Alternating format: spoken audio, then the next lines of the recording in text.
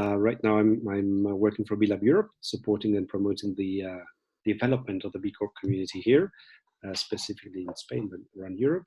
I'm Director General of BBF, Ethical Business Building the Future, so a global network of people who can create a more meaningful work. And I love working with Diego and all the friends that come around Diego and been helping with the NESI Forum 2 years ago. And now delighted to be part of this team. Yeah, welcome, Daniel. I hope Diego can join us. He was a maybe on the doodle poll, so we'll see. We're just going to do like a few minutes of really quick introductions with whoever shows up on time here, Michael, so welcome. I think that maybe Ken was next and then Charles. It's like 30 seconds each. Hello, everybody. I'm Ken Homer in San Rafael, California. I've been looking around the world of facilitation and collective intelligence for the last 20 years or so. I was one of the developers of the World Capital process. Collaborative in my company is Collaborative Conversations, so we have a little bit of a mirroring going on, and I'm part of Ken, your connection is a little weak, maybe. Was he kind of garbled for other people too? Yeah, it wasn't just me. But I think we got the gist of it. Okay. Charles, and then Gertrude. All right, great to be here, and hello everyone from Zurich, Switzerland, where I've been for about 8 years. I'm from New York and California when I was younger, working on a conference and a kind of broader initiative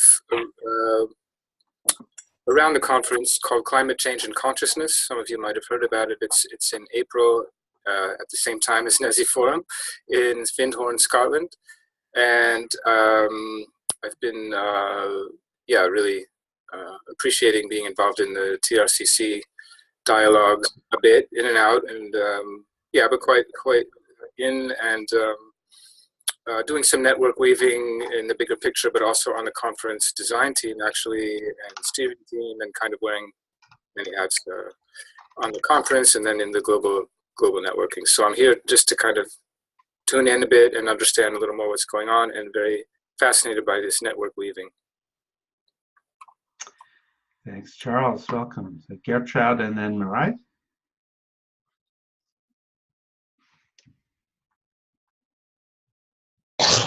Sorry. Gertrude from middle of Germany, north of Frankfurt. Training, consulting, and appreciation is our topic, our baseline, and author of a book that deals with appreciation in companies for leaders. And doing some work internationally in the reinventing organizations teal scene, and we have done a big project with Ben and some others 2 years ago. And I just have to say that I just ate some blueberries, so if you say it's not Halloween, it's just my blueberries. Great, welcome, Gertrude. Just doing brief introductions, Michael, and then Piotr. So yes, well, hello everyone, and firstly, thank you so much for giving your time and your reflections, your inputs today. Really appreciate this. I thank Ben already for going that extra yard to bring in your wisdom to the group. So much appreciated. I'm sort of shepherding the design process along with a group of individuals who we've been working together to get the design to this point in the process. This is the NESI Forum design. I actually work for Wellbeing Economy Alliance, which NESI is a part of, and the big forum took place last year, and this is its second iteration. So we're looking to learn the lessons from last year, and in an introduction I can share some of the experiences. Daniel also was there, a key part of the team last year, and just looking forward to getting your reflections in this call. Where are you? I am actually in southern Spain, in remote Andalusia.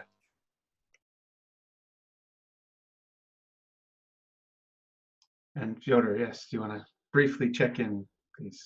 Yeah, thank you. Thank you, Ben. Yeah, it's great to be on this call. I'm Fyodor Ovchinnikov, co-founder of Institute for Evolution Leadership, together with Manuel Manga.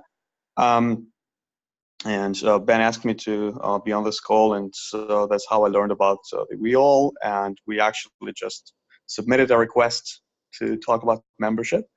I guess we see some very aligned organizations as part of it, like Thales Institute. Manuel was a fellow. Presencing Institute, of course, Otto Sharma, a great ally. And really curious to see how the call goes, and happy to share some reflections on the design. I also see good old friend Ken Homer on the call, so I know that this great expertise will be present as well as Ben's and everybody else's. I see new people on the call as well, so looking forward to learning more about you all. And so that's my check-in. And last but not least, Mariah Keel. Yeah, I'm also calling in from Berlin, close to Berlin, maybe best to say.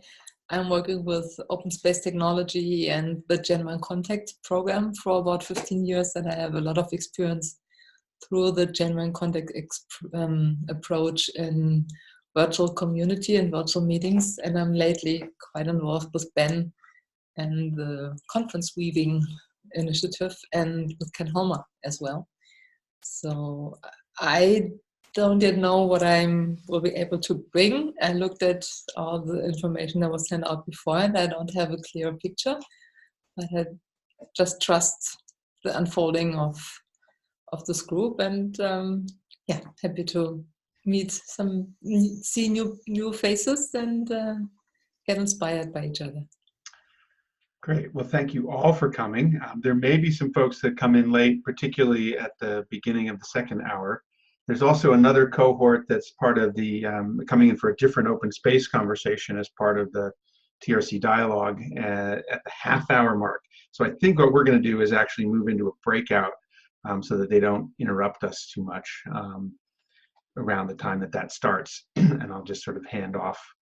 No, so anyway, we won't worry about the technical difficulties, but we will have a minor sort of interruption in about 20 minutes. I apologize. What I thought we would do for the format here is to have Michael just say a few words as kind of the lead holder for the design process, and give us a little bit of grounding on that and the connection of the forum to the larger WeAll initiative.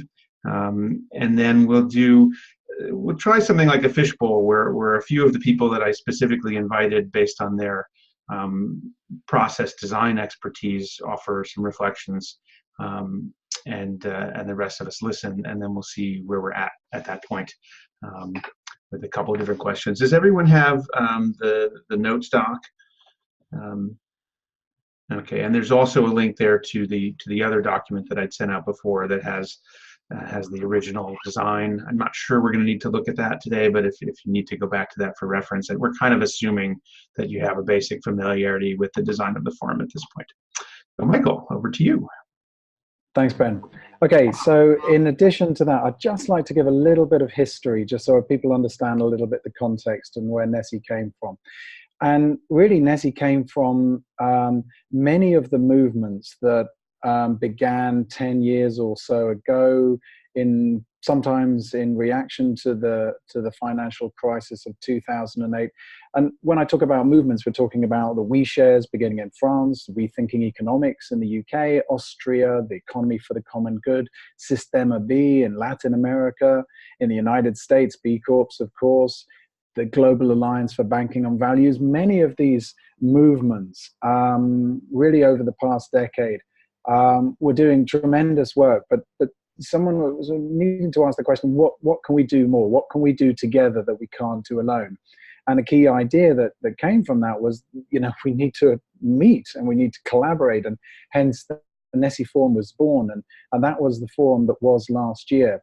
And I think its real success was this sparking of collaboration where perhaps collaboration hadn't always taken place previously. And even a year later, we're learning ad hoc of all kinds of connections that took place in the forum, where people are came together and met and have started and developed projects since then. which is fantastic. But where we got to in terms of the design work or the ideas that were developed in the forum, there really wasn't enough time given over to that. And therefore, the follow-on post-forum really wasn't that complete. And that was a sort of a reflection of many who attended.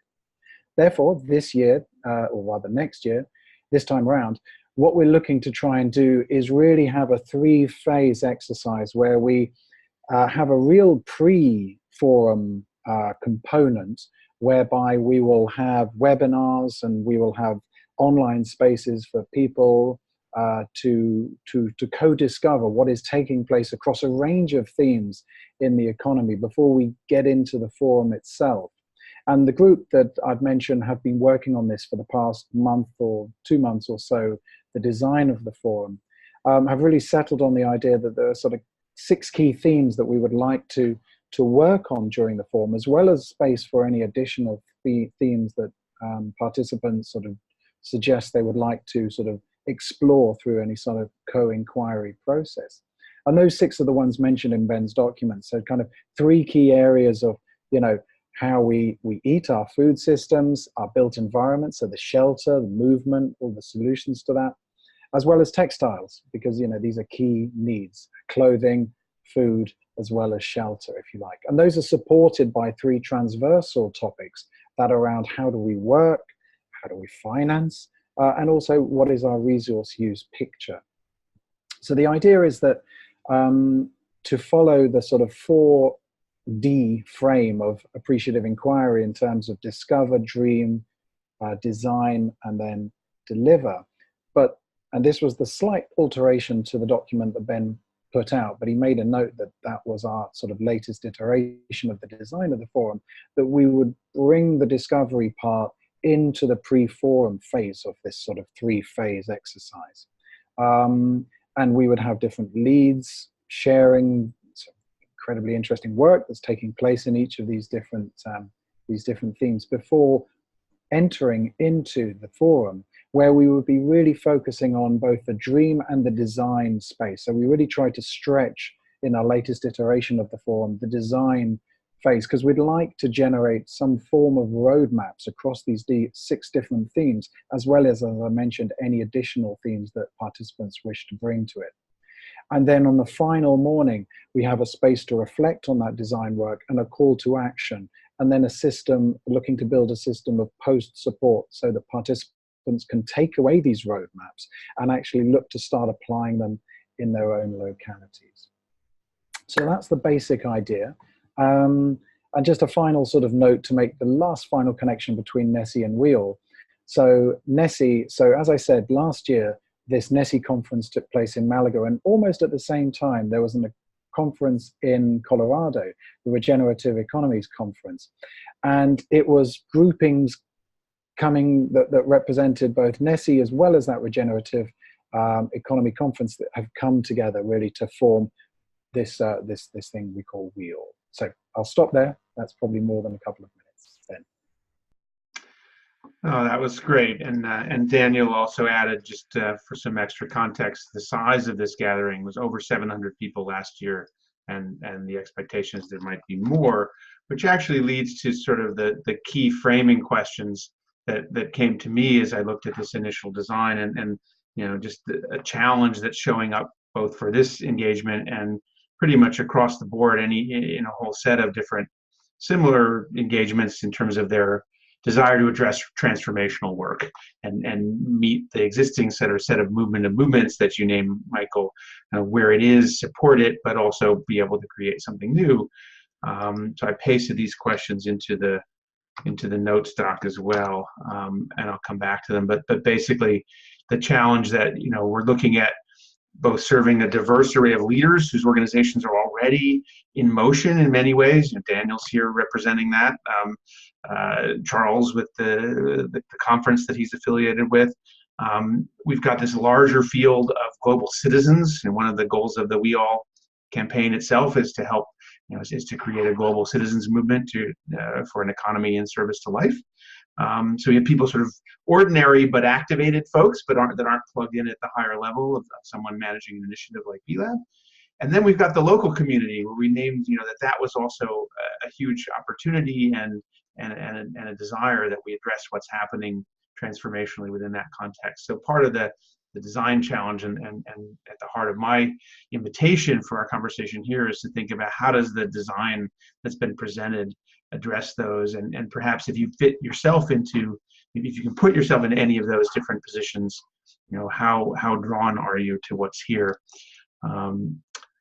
So what I thought we would do is go around and hear from Ken, Gertrude, Mariah, and Fyodor as part of the core group of process artists, I'll call you, that I invited in to give us some fresh eyes on this thing.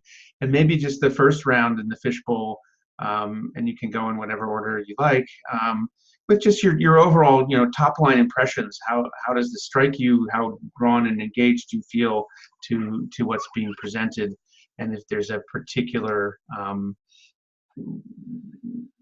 any sort of top line sort of concerns as well that you have that you want to name, and then maybe we'll go around again and try to address these particular constituencies in your sense of how the design serves or doesn't serve them, the leaders, the global citizens, and the local folks.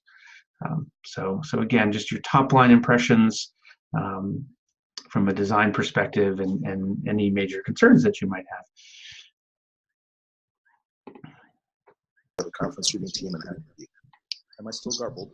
Do I sound better? A little bit. I wonder if it's your microphone, not your internet. It's hard to tell.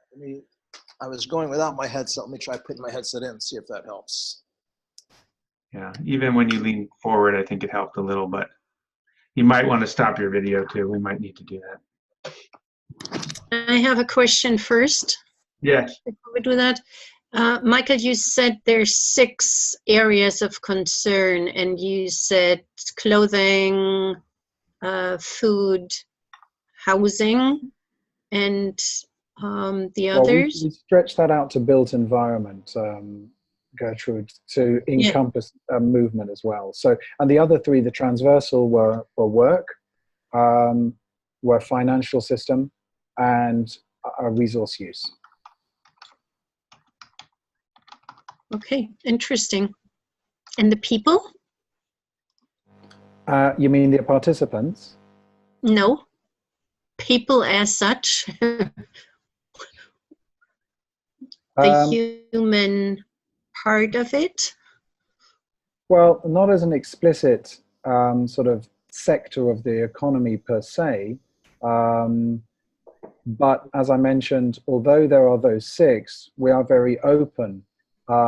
If during the pre-forum phase, people bring a particular line of inquiry that they would like to explore. For example, education's not there, but it is intimately connected to economics and how economics is done.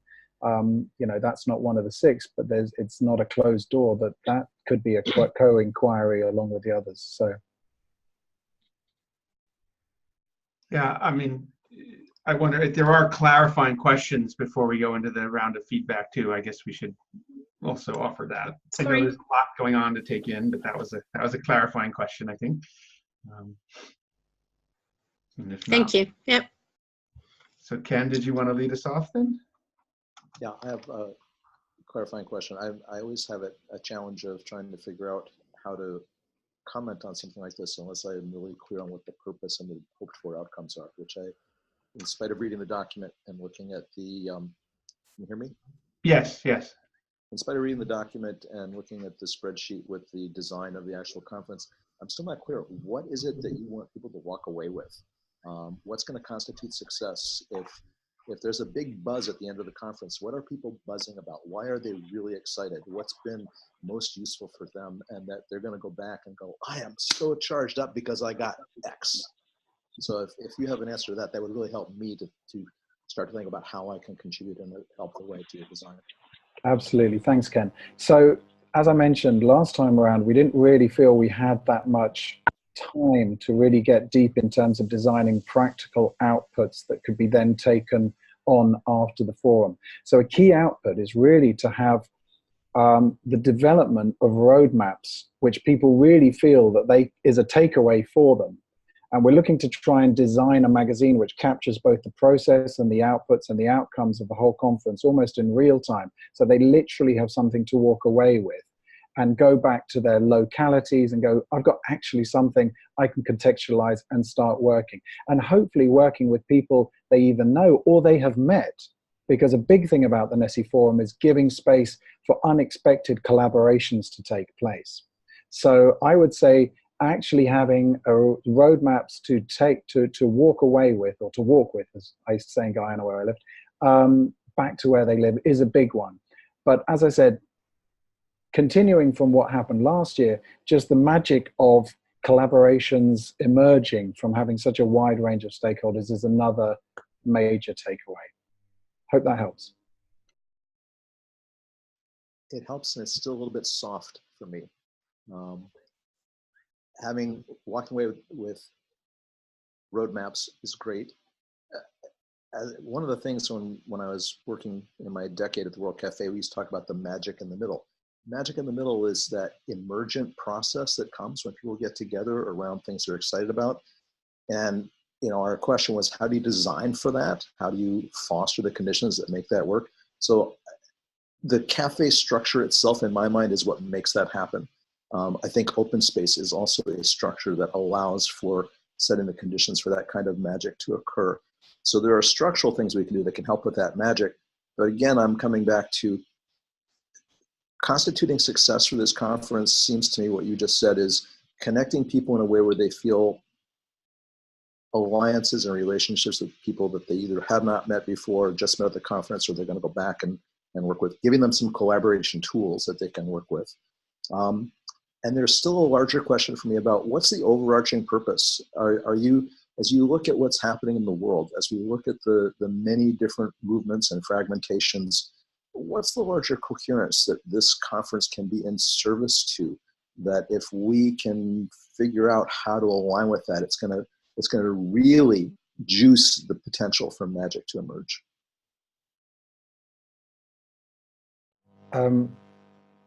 Would you like a response right now, or is that taking that in? Yeah, either one. I mean, you can do system 1 or system 2 on this in terms of thinking fast and slow. Sure. I do. Well, I mean, thank you so much. I think one reflection that raised in me was the fact that many of these movements who are pushing forward their work acknowledged that they really could achieve so much more if they actually collaborated, because in many respects they often competed. So this idea of actually coming together to collaborate was a biggie for them. And Daniel represents one of those organizations who chose to step forward and collaborate where perhaps collaboration had not always taken place. And maybe I'll pass to Daniel to sort of suggest whether or not there was the magic sauce sort of came out of last year's one. Exactly. There's 2 levels. One is the fact that we're in Malaga, in the city, which is actually experiencing issues in food, in shelter, in work, in finance, and so forth. So one element is the practicality of it all. So seeing how some issues, some local issues could be addressed by this international group of people. And actually we don't find solutions, we find processes of working together to actually achieve some kind of results. So you have one practical outcome of addressing some local issues, which then can be replicated.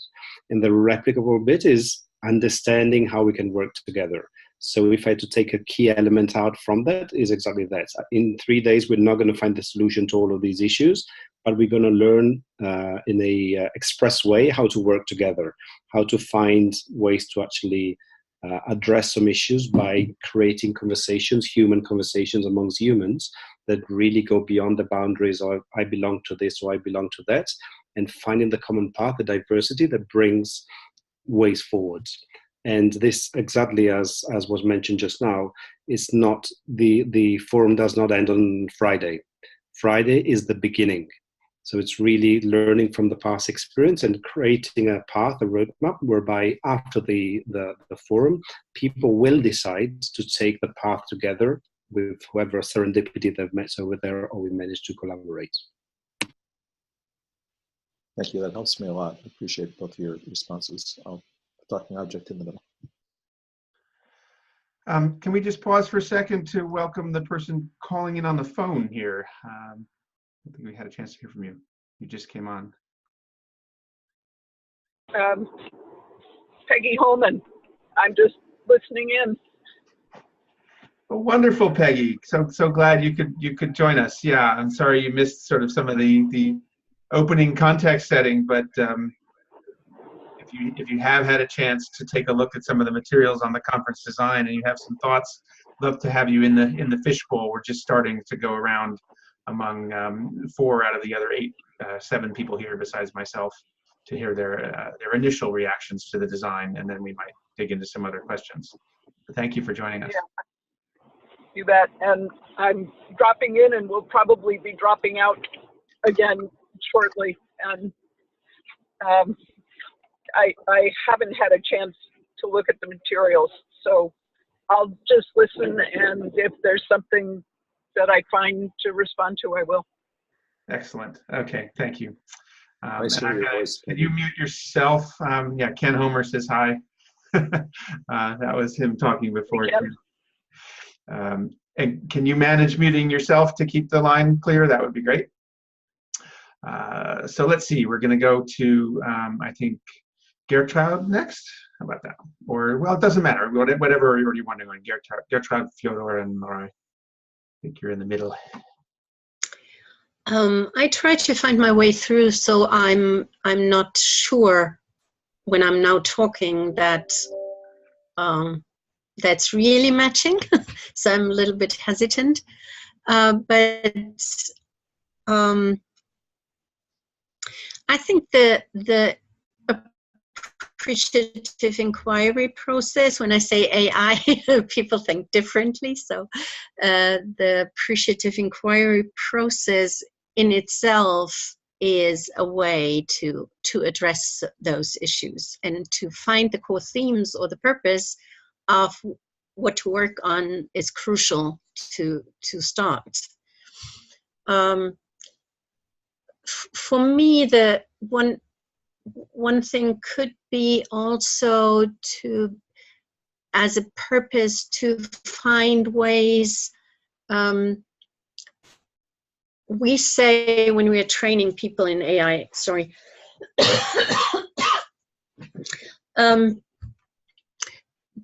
that the destiny or deliver phase, that this is to create structures and methods and things.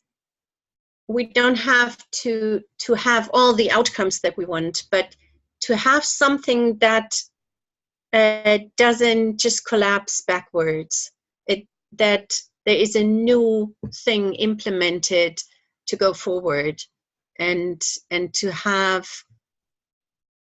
to install things that support that new thing, the outcome we wanted to have. So collaboration is really a key to make sure that it works. And the question I was asking was about the humans. I'm a trained nutritionist, and that was one part of to connect nutrition to the environment and to the social justice.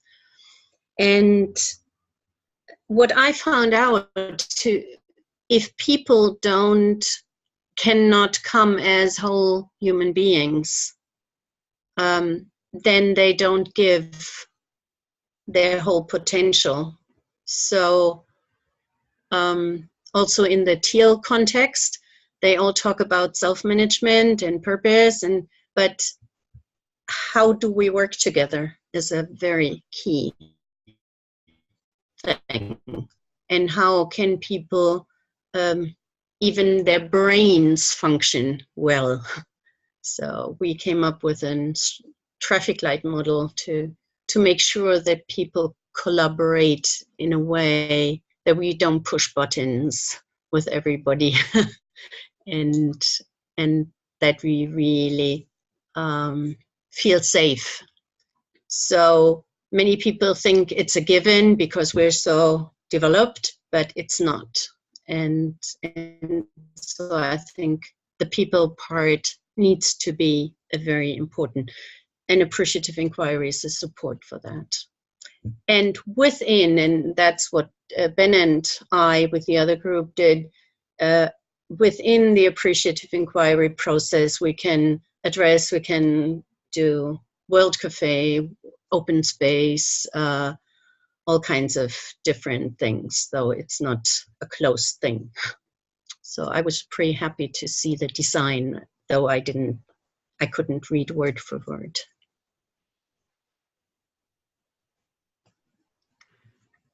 Thank you, Gertrude. Marai or Fyodor? Okay. Thank you. Yeah. So yeah, I also have to say that I have a hard time trying to visualize the design. One learning from me is that I'm reflecting back on when we are asking some feedback on our designs. What should we put in the document, or how should engage people so that the learning curve is a little bit easier for people to go through. One thing that I would really appreciate in that document is the number of people in the breakout groups, like at least a range or something. And also, one thing I'm curious about is that, you want people to have action plans, right? To roadmaps, to go back to their organizations, communities to work on. And I heard from Ben that it's going to be like 700 people or more. And I see some, and also you want collaboration. So what I'm thinking about is that, are you talking about specific projects like member organizations, for example, and there are like, I don't know, 30 different action like roadmaps, and all these 300 people are working for this like limited number, like maybe 30 different maps, or you want every single person or every single team in that conference to come up with their own action plan? And if that's the case, like how do you really allow for feedback on these action plans, or like how does it really work? And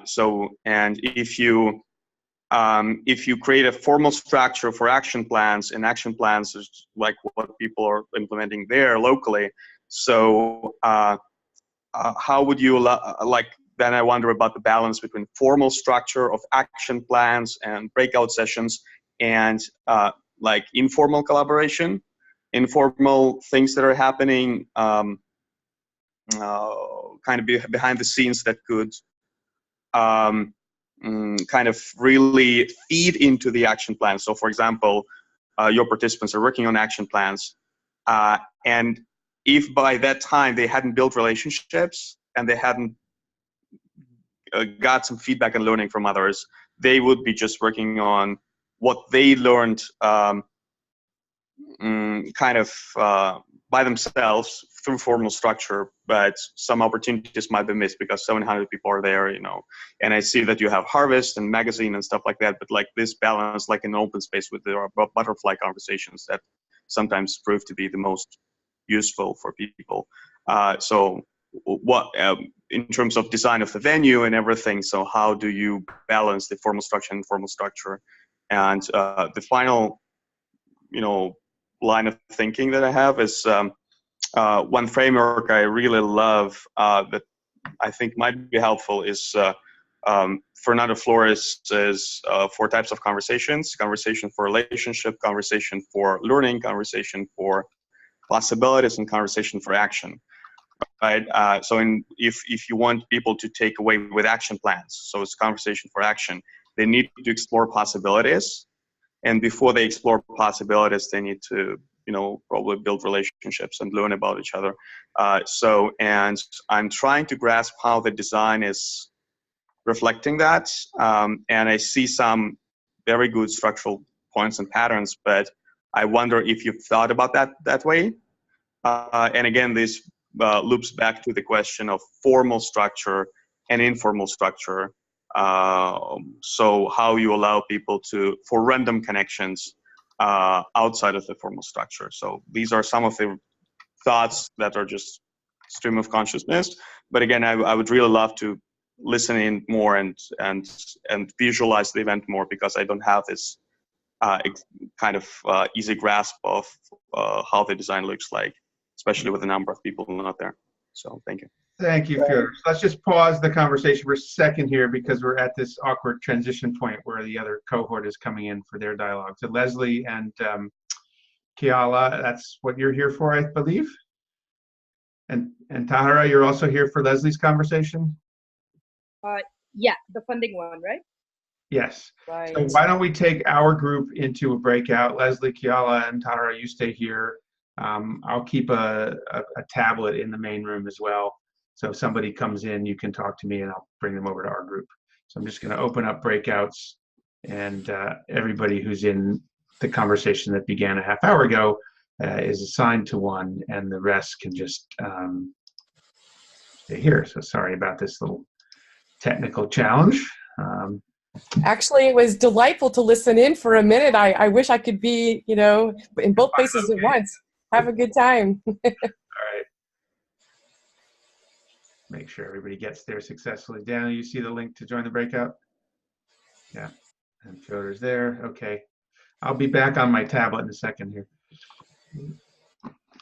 Everybody's joining. Cool. Okay. You are the Zoom magician, Ben, aren't you? You just move us around. I was going to say, I mean, I quite happily come back on a couple of those points for Fedor if the format permits it. Well, perhaps, or I don't know, Marai, do you think it makes sense for you to reflect too in this sort of initial round, and then we go back to Michael for his thoughts, or I'll leave that to you? I don't know. For me, I'm here in service to those who create the conference, and whatever you would prefer. Do you want to respond first, or do you want to first hear everybody? I don't mind. Well, thank you for that offer. I think I will respond just very briefly to Fedor, because it may then enhance people's sort of understanding even further, because I gave a very small summary. It's in a very, what you may have read is in a very boring spreadsheet, so it's not inspiring stuff. But I just wanted to come to your points, Fedor, which were really interesting. I want to just give you a little picture of this place. This is the Palacio del Congreso in Malaga, which is the sort of big, I don't know, what is this? It's not City Hall, but it's a big conference venue. It's very Spanish modern architecture. It has this tremendous courtyard in the middle, which we're planning on, turning one part into sort of almost a permaculture garden, one into a sort of built environment using recycled materials for houses, somehow creating an ethical bank in one corner. So this tremendous courtyard, which is the living embodiment of sort of an example of a different type of economy. And then we have a number of quite large rooms. We have an auditorium, but we use it sparingly because we don't really like the auditorium thing. So these rooms are sort of really quite large, can easily accommodate, say, for example, up to 100 people. And if I'm doing the maths, Fedor, if we have, say, 6 topics, maybe an additional one that someone wants to throw in, we have 700 people. You can imagine perhaps, just for simplicity, 100 people per theme or track, if you like.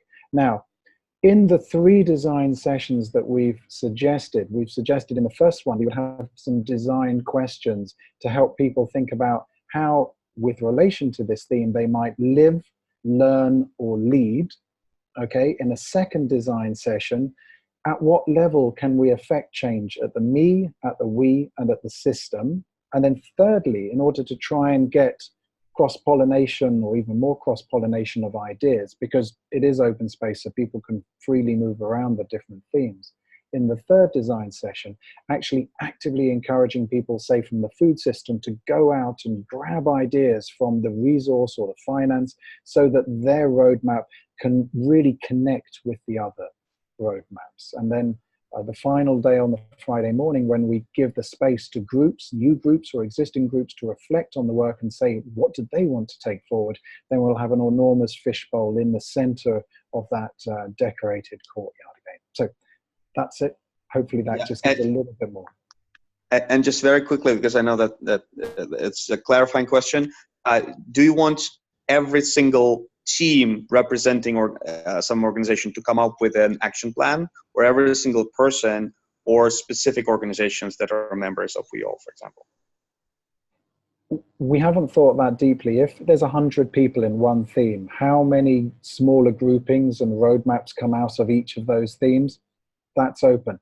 What we're trying not to do desperately is to over-engineer. But I fear my engineering is a bit the other way. So it's not obligatory, Fedor. We're not pushing people into those sort of groupings. We just want to see where people go with their energy. Okay, so it's not, okay, so it's, so you are allowing for people to both think about their action plans and support others with their action plans, right? Correct. Okay, got it, thanks. Thanks for waiting, Myra. Over to you. Okay. Mariah, by the way, just the other way around. Thanks.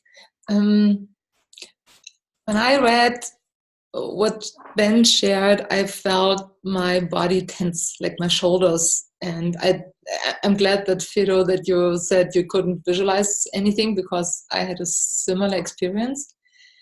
And I especially started tensing when I read the presentation of the 6 different themes. I like the invitation, like, we invite you to dream with us, and we think this is meaningful because, like, this kind of text, and nothing against that.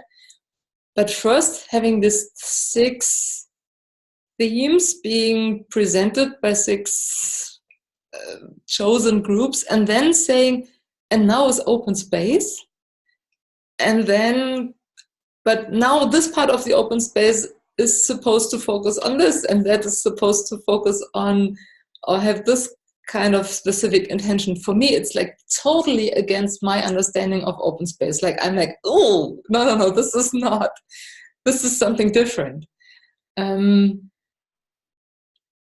So I was like, listening here is, if you want, I have nothing against creating a design that is guiding through a certain wave of following the appreciative inquiry phases, completely fine.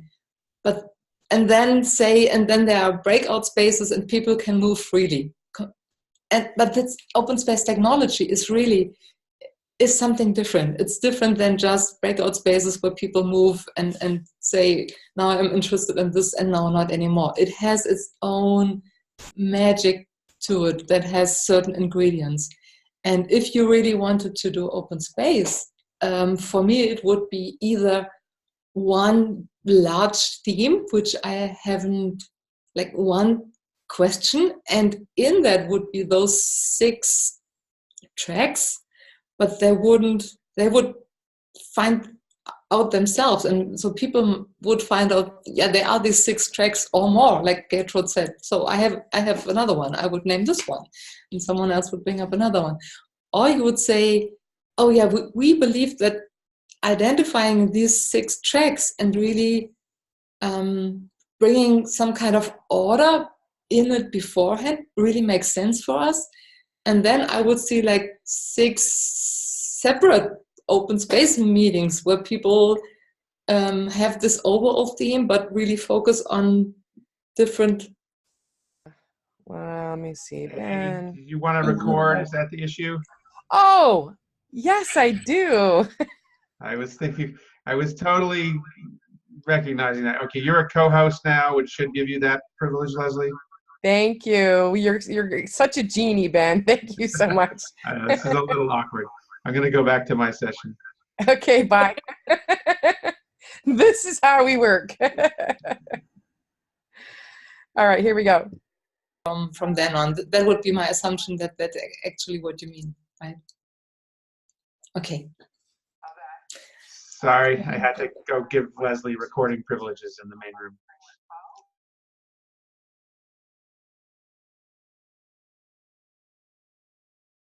So you were complete with your remarks, Mariah, while I jumped away. Yeah, so I think we've done sort of an initial go-round. Maybe at this point, you know, Charles and Daniel too, if you wanted to offer a brief reflection as well. And then I'd love to look at maybe one of these sort of more challenging design questions around how to meet different constituencies in a single gathering, the complexity of this. But yeah, Charles or Daniel, I see you're nodding your head, Charles. Sure, I can go. Thanks, everyone. Great to hear more, just to tune in more. I also didn't review any documents in advance. I looked a little bit just earlier in the call. I didn't happen to see the spreadsheet, but I think I got the idea. And I think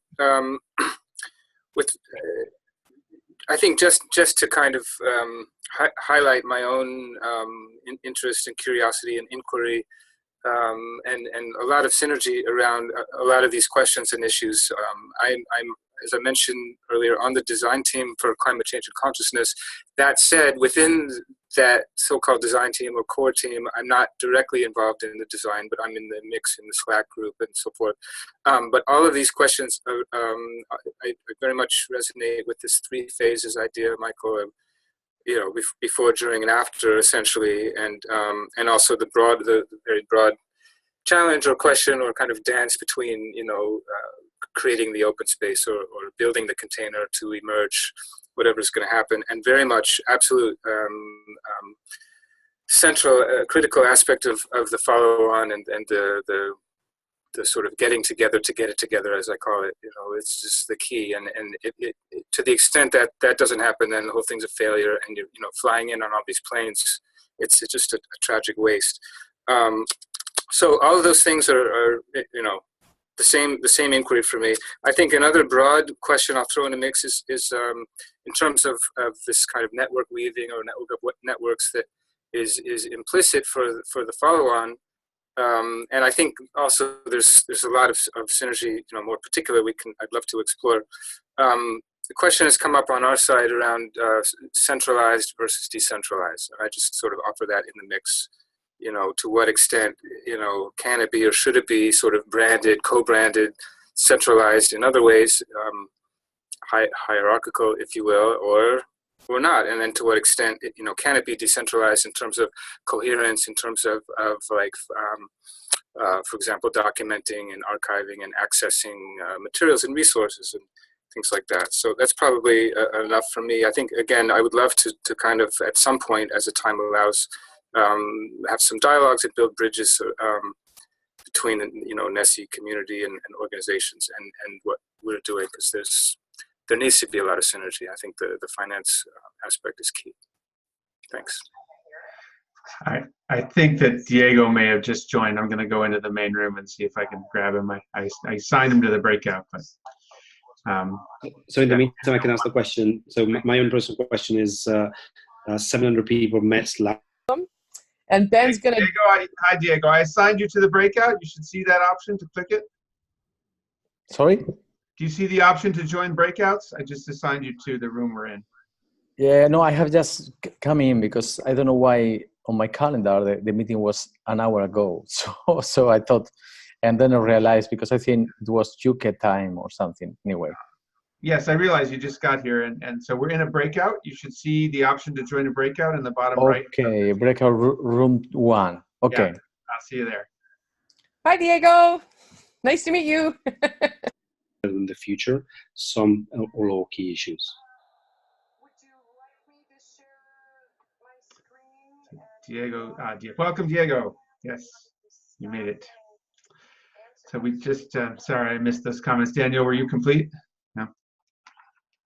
Okay, so Daniel, could you?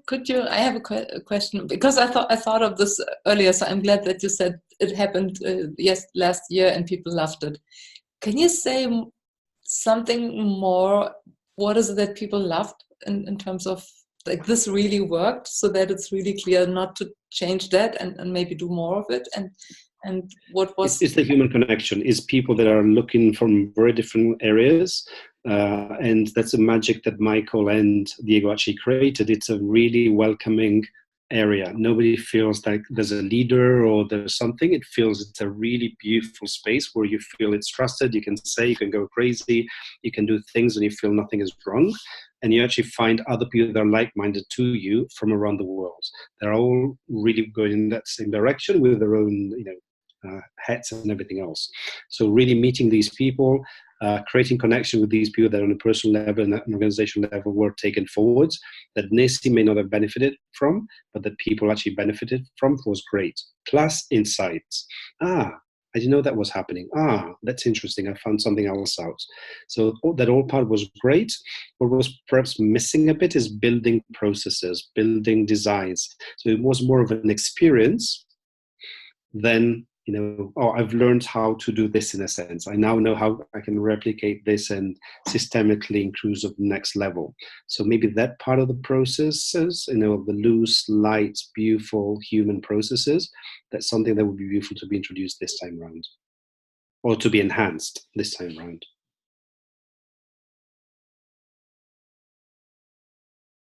Great. So just to orient you, Diego, I'm sorry about the time confusion, but we've heard in a single sort of initial round of impressions from the people on the call that are new to the design process. And everyone, Diego Isabel is the founder of the NESI Forum, and I'm in the design team along with Michael and a couple of other people that were part of creating the flow that we're taking a look at today. So I think at this time, and I'm sorry, there's a little noise from the other call here, the other room in the background. I'm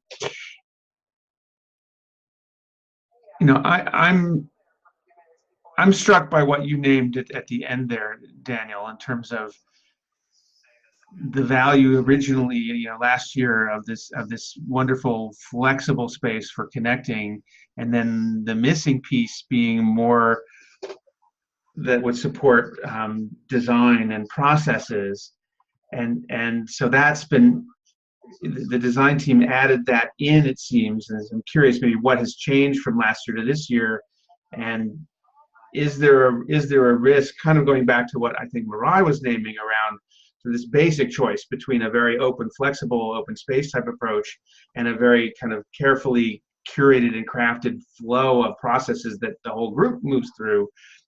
Is there a tension between those that came up in the design process, or that people are noticing in the design here? So that's just, I guess, maybe it's not so much a question, it's just a question I'm holding in a general reflection. And maybe the thing to do is to just do another round with the core group. So Gertrude, I saw you were raising your hand to reflect. But before we do that, maybe Diego, do you want to just say a few words to check in and Oh, just to say I'm sorry, because I don't know why I thought the meeting was at my 6 o'clock, so an hour before the time. I think at some point was UK time. So anyway, sorry about that. I apologize. I don't want to disrupt the meeting, just to listen and catch up. Yeah. And we do have 2 hours booked for this, so it's, I'm not sure how many of the people here are planning to stay that long, but it's okay. Great. Yeah. So should we do another round with the fishbowl? Yeah. If it really is a fishbowl anymore, we're just in a circle. Or the other thing is, Michael, did you want to reflect on some of what you've heard? Are there some questions you have, or some points that were raised where you'd like to hear a little more, about the questions that were asked or the comments?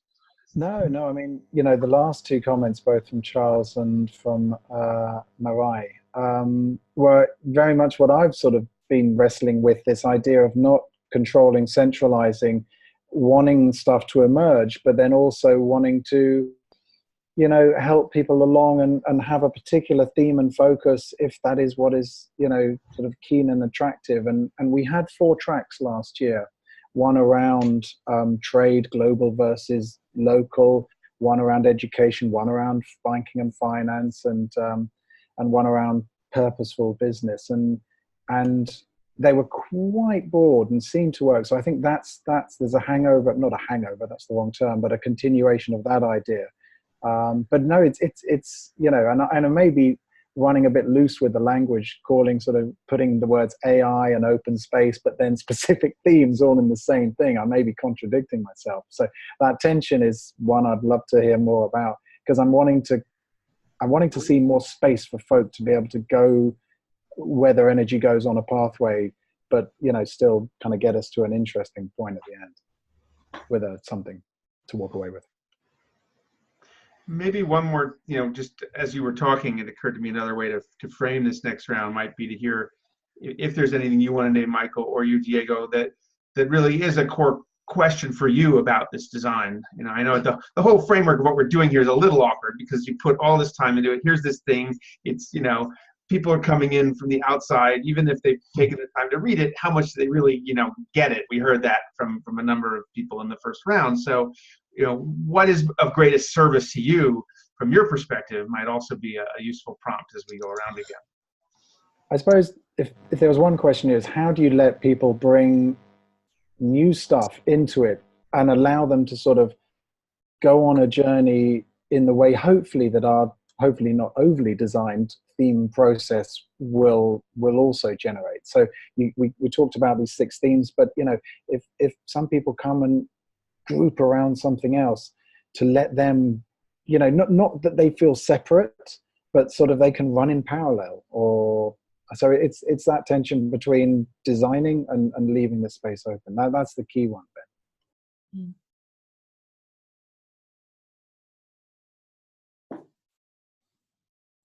Diego, do you want to add anything in terms of where you're most interested in input? I'm sorry, I thought you were speaking. I just was saying I couldn't hear you. No, not so far, not at the moment. It's okay. Good. So shall we go around again?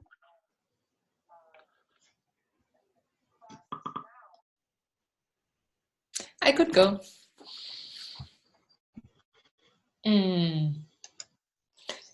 So in terms of wanting more learning and processes, I thought of what the conference weavers are experimenting with, doing something, and I seen that in your intentions and design, doing something beforehand virtually so that people start connecting and also start getting a sense of what is possible and that they bring in that themselves. And that is really clear.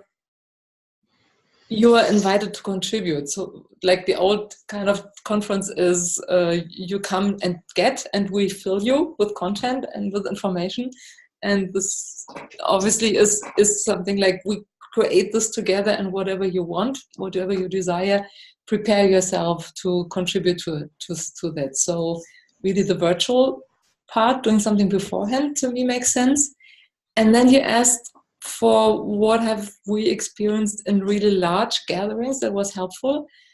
And I was reminded of 2 retreat experiences with many hundred people where we had small groups that were completely off content and were more like, this is like a heart sharing, heart circle, like what's going on in me. It's not like we talk about topics and how to make the world a better place and all of that, but really this is like a little bit of a family gathering. How are you? And to have like checking in opportunities. I have no idea if this would fit in any way with your design, but to give to give like emotional processing time. I had a sense of I had quite a sense of theme, outcome, goal, and this kind of, okay, come in, get connected with yourself. That's also something that we've done before virtually, to have an opportunity to look at what are my hopes and my fears for this conference. And by like noticing that and sharing it with others and hearing from others, there's already this kind of relaxation. So Gertrude spoke about that we show up in different states, and also like we can show this on the brain scans, that different parts of us activated. We are more in a bit of careful mode, or really like I'm here, I show everything I have, I'm open mode. So something to help people really relax and go deeper than the theme and the mental and the goal level. Yeah. Over to, I don't know, Thanks, Gertrude. Thank you, Malay. I want to go back to what Charles said, to have a pre-part, an online somehow collective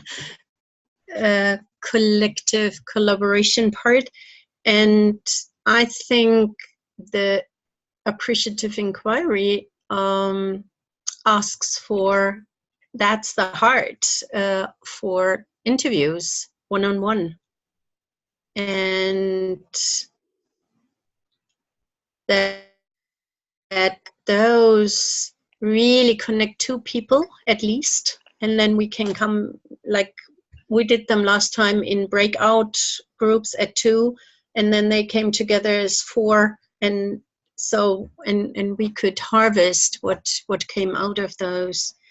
And the interviews don't have to be long, but what Marais just said, to connect to what's already there, what they already bring to the party. What so the core themes are the outcome, the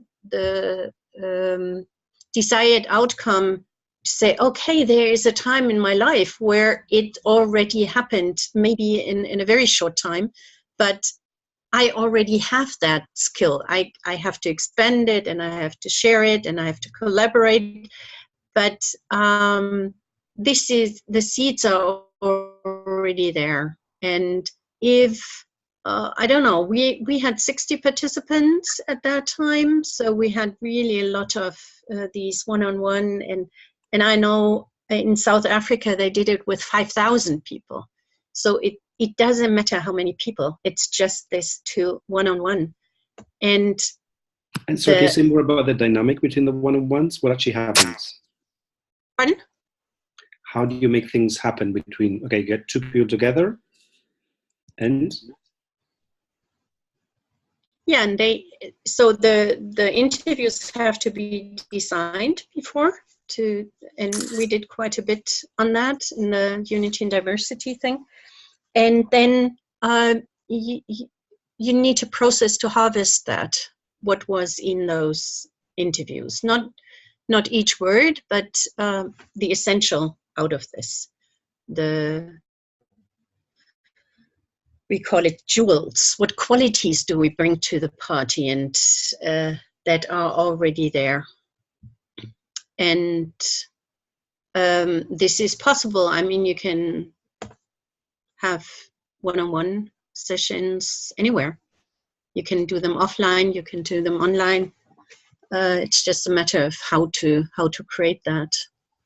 And if all participants get that and have a partner or however. So I think that's a crucial part, that people already come to the conference feeling they can contribute something, not just get something. No, I like that a lot. I mean, I had some sort of processed questions in terms of how you kind of hook up the people, and and part of the outcome, I get what you said there about feeling that they can contribute something because what they have has already been brought to the surface. But yeah, I mean, do you put some thought into how you partner up people and then, exponentially keep growing those partnerships, 2s, 4s, 8s?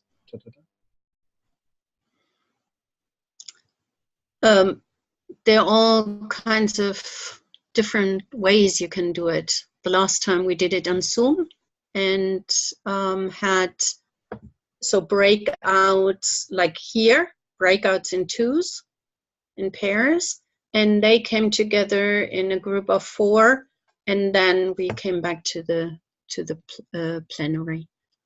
So this is groups of 6 or 8. So it just had to be the pairs coming together and share. No. And then you harvest the jewels. No, and I can see that, because if we held open webinars just with one person talking about discovery and people listening, you know, we might miss a trick in terms of, as you say, Yeah. harvesting what people are going to bring, which helps us understand who's coming to the party in April, but also, you know, allows us to just make sure everyone who is sort of helping the process along in the forum be aware of that vast range of sort of knowledge and skills and abilities and etc. That, you know, to just, yeah. Okay, thank you. And what I think, and going back to what Marai said, it's I think open space is very good for the delivery part to have all this, and also maybe matches, so that they're like finances and food, and you know, not just one topic straight to the end, but these interconnections that might occur in that. And in the dream phase, this is non-verbal first, and we did in Hungary at the Integral Conference. We didn't have the same people that did the interviews, and then we had online, offline, on site, we had other people, and they picked up. So we had a little discovery phase just to bring them in, to tell them what already happened, and then we could dream together. And that was, for me, that was a really wonderful process, because it was a bow for the whole process, without having to have all the people from the beginning to end, but to have that space in which all that occurred. And we drew a painting together with 20 people in the room, and it was just wonderful that they were so connected. They were so all in one place. It was really wonderful. And out of that, then doing the design, this was really nice. And there are different ways of collecting that. Writing poems and whatever you can think of. But just 60 minutes for discovery, that's too little.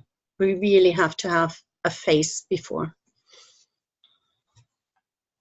Well, yeah, that's why we suggested in a later iteration to move discovery into the pre-phase, so it could extend over, well, 2-3 months.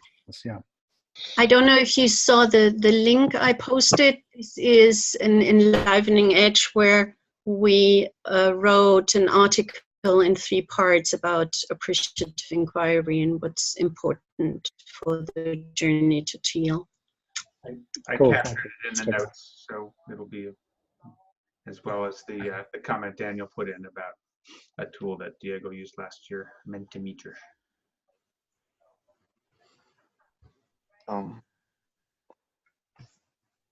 I can go next if that's good for the process. Is that okay? Yeah. Please, yeah. Thank you. Yeah. So yes, great reflections. Also, I wanted maybe suggest some meta-reflection about this process of the call. Especially, you know, I was doing this when Ben was saying about the kind of limitations of our understanding of what is already planned. I recall at Stanford in a program about managing teams for innovation and success, we got to experience an interesting exercise. And this is not about the conference, this is about this call, right? So we were divided into groups of 6. And each group of 6 had 2 teams of 3, managers and workers. And we were separated from each other. And we only could communicate through notes passed to us by Stanford staff.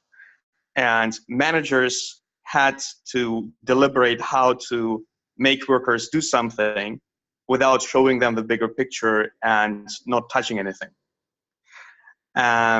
So I was in the workers team, so we waited for like 40 minutes and we were like writing these notes about like, hey, we're ready to work, come on.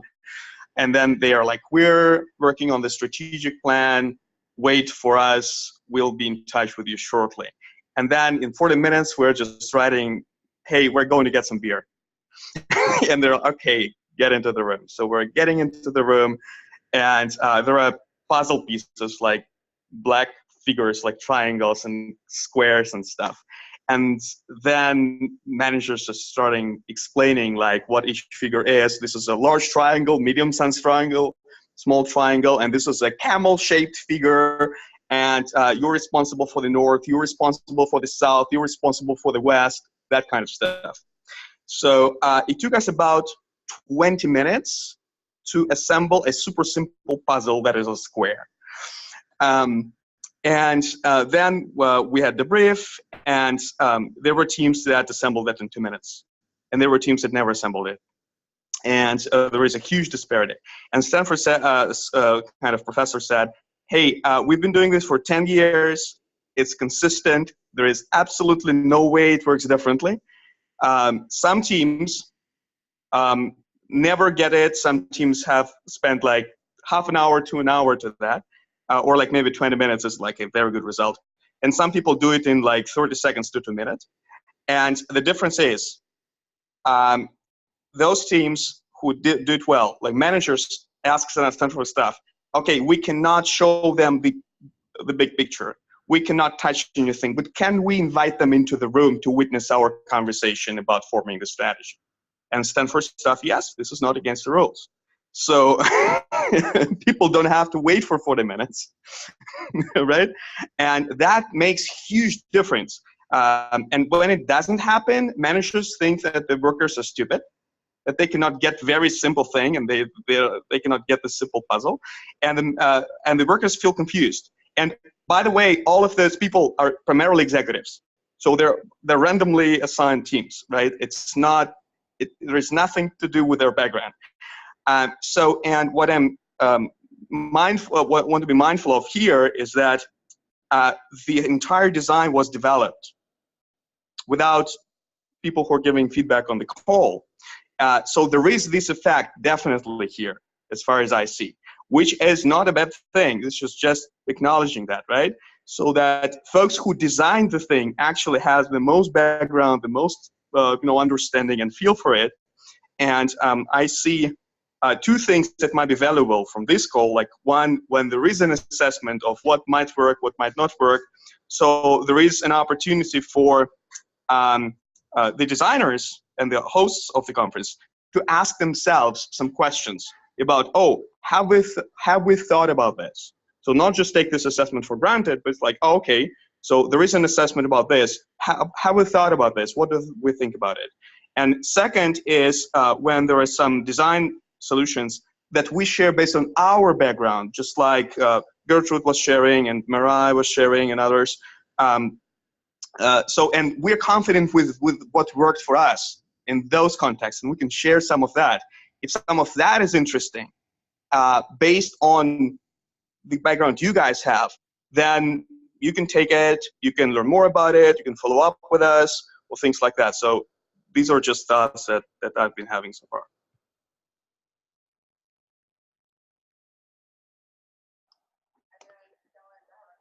Thanks, Fyodor. Yeah, Ken. Sorry, my internet dropped out there for a minute, so I got booted off and then missed a couple things. It sounds like we're getting into some design suggestions. I did hear, I think it was Daniel asking, what do you know that works when you have a really large number of people? I can make a couple of comments on that. And I also have another question that kind of goes back up a level, which is where I want to start. In looking at your design on this spreadsheet, the actual day-by-day, hour-by-hour design, I noticed you're looking at 2030 as kind of a target date. And I'm wondering if anyone here is familiar with the World Business Council for Sustainable Development's Vision 2050, which is the roadmap for business of I think there's 9 tracks of what has to happen in order to create a sustainable world by 2050. And there's a 400 element, 16-foot long mural of what are critical options, critical paths to follow in order to reach sustainability. And there is one on agriculture. And the thing that stands out in my mind is, for example, we need to quintuple the agricultural output of Africa in the next 10 years without chemical inputs, organic farming. There's about 1 billion farmers that need to be educated. So there's a lot of really great information that might not be widely disseminated among groups who want to then talk about food and textiles and the built environment. It'd be, I think, very useful to give these folks a chance to see that ahead of time. You can download the mural. It's a PDF. It's huge, but you can read it over. Just to have some background that there's been a lot of really great study done on this. One of the things I look at network weaving as a kind of a prime example of is helping to connect the resources that are out there so we don't keep reinventing the wheel. So I wanted to throw that in as a possible background element for the design of this conference, to give people access to some really good information they can look at and say, all right, this is solid, this is useful to inform us. I've been part of several large conferences where one of them being the National Coalition on Dialogue and Liberation, which usually attracts 300, 400, 500 people. And art is very, very useful for connecting people. They have walls of Post-its where you can do offers and requests. You know, I'm looking for this, and there's a whole wall where you can put your Post-it up of this is what I'm looking for. Likewise, there's one of I can offer this, so that can be very useful. They've had video cameras set up where you can go and leave a message for your great-great-great-great-grandchild. You know, I'm here today to talk about what we're doing to make sure that your future is going to be secured. I did a lot of work in the early 90s with Joanna Macy, she does work on what she calls the Great Transition or the Great Turning with David Corton. And part of that work was working with beings in deep time, where in order to create a much larger container of the ecological work at that time in deep ecology, we would gather in a circle, 2 circles, one facing outward, one facing inward. The people in the inside circle were the folks who are living 10,000 years from now. And they would ask the people in the outside circle, what did you do during this critical time that allowed us to survive so that we can stand here and talk to you? And then conversely, what did you do that made it impossible for us to have a good life? That's a profoundly moving experience. It has its own generative field. And I think it brings in a much larger, an access to a much larger consciousness that we tend to not be very aware of. It's there for us all the time, but we're not connected. So another piece that can be really useful is inviting people, and a huge group. Many of these processes work with large groups, but they break down in the harvesting because there's simply not enough time, which is where online can really support, because people can post their harvest online. Asking people to work in small groups of say 3, where they introduce a story of a grandparent or an elder, somebody that from when they were young, who cared for them, who loved them, who instilled in them some great values, and then how they're still honoring that today. And then conversely, to show pictures of your children or your grandchildren. This is what I'm working for on behalf of. One other piece that was in my mind a second ago and just flew out. This is a problem with midlife. Things sort of just float around and disappear. So I'm gonna bring it back. No, it's gone. If I think of it, I'll speak it up.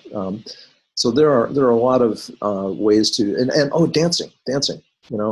During breaks, put on music. And in my experience of going to weddings and bar mitzvahs, if you play Motown, people will dance. There's lots of different music out there that will attract certain elements, certain ages, but everybody dances to Motown. So, have dance breaks, get up and move. We spend so much time in our conferences sitting in chairs. And it's like, get up and shake and get the blood flowing. It's just so important. And now I remember the other thing. There's a woman whose name is Dr. Renee Wertzman, and she's doing a lot of work on climate change these days. And Charles, you might want to look her up. she talks about the importance of talking about three things: our aspirations and our anxieties. Everyone talks about this is what I hope for, this is what I'm afraid of. She says we need a third thing. The third element is ambivalence. For example, she says, I am ambivalent about giving up meat. I like meat. My body craves meat. And I know the impact it's having on the planet. So I have ambivalence. I'm ambivalent about going to conferences. I'm expending all this carbon in my budget, to get on an airplane. And yet I know it's important for me to go to conferences so my word can get out to people. So addressing the three A's, anxieties, aspirations, and ambivalence, kind of normalizes it for people to say, yeah, I feel that same ambivalence, and we get a sense of camaraderie of, okay, we got to kind of work on this together. And it's going to be hard. And there will be times when it's like, I know this is the right thing to do, but geez, I don't want to do it because it hurts me personally. And there's something really potent in that of creating a conversation that gets people shifting out of it's got to be this way or that way. It introduces a whole lot of gray area. And we live in the gray areas in life, as far as I can tell. I don't live at the extremes. I live in the gray areas all the time. And having people who say, yeah, I'm in that same gray area, for me, is often very, very helpful just in terms of helping me make my own personal choices with a little more consciousness, a little more support. Thank you.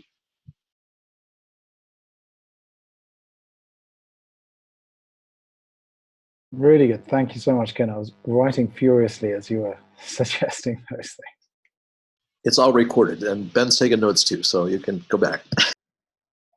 Yeah, well, and Fyodor pointed out, that in many cases, people here are referring to particular processes that, they have experienced, or, there are a lot of resources behind them. So if there's one particular piece, like the work that reconnects, that resonates, there's a lot that can be tapped into there.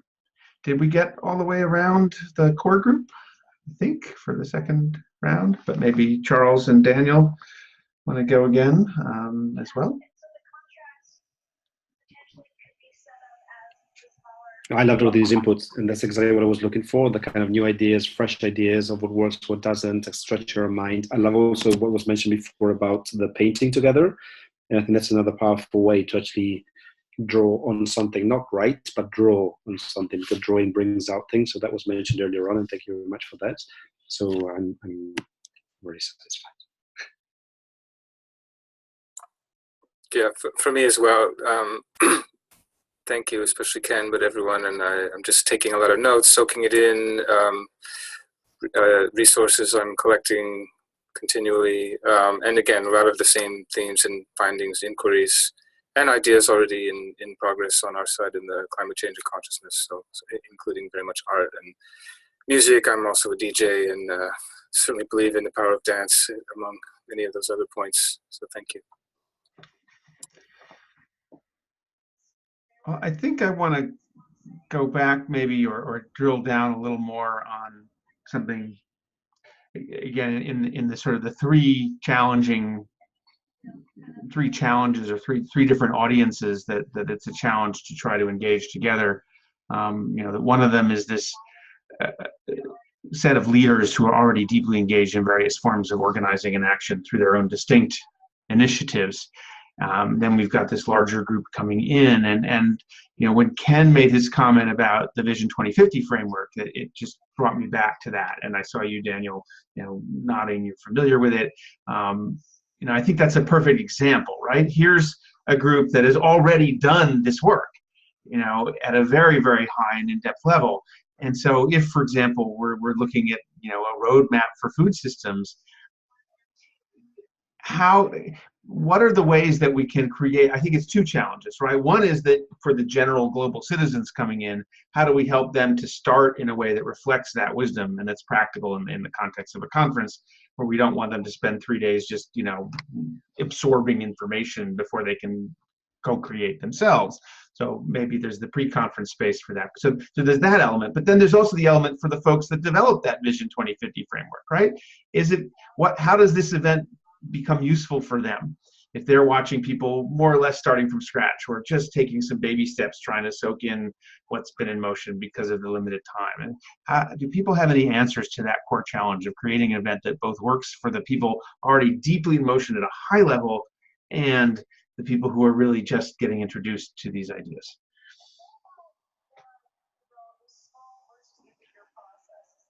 Or is it possible that actually that's not even wise, right? Should we say, well, we pick one lane and go with it? Is that maybe also an answer? Sorry, somebody was jumping in. Yeah, well, I think just naming that is huge. It goes to the ambivalence. You know, there are people coming into this conversation who are just waking up going, oh my God, things have to change. And, oh, it means I have to make personal changes in my life that might be uncomfortable. And, you know, I don't want to, if my kids are bugging me, or I just get this friend of mine who's at my elbow all the time. And so if you know going in that your level of participation can be, you can simply show up and listen and connect and make friends, and that's enough. Or you can come and you can take charge of something and be a leader and you know, fire people up and get them going and help guide them.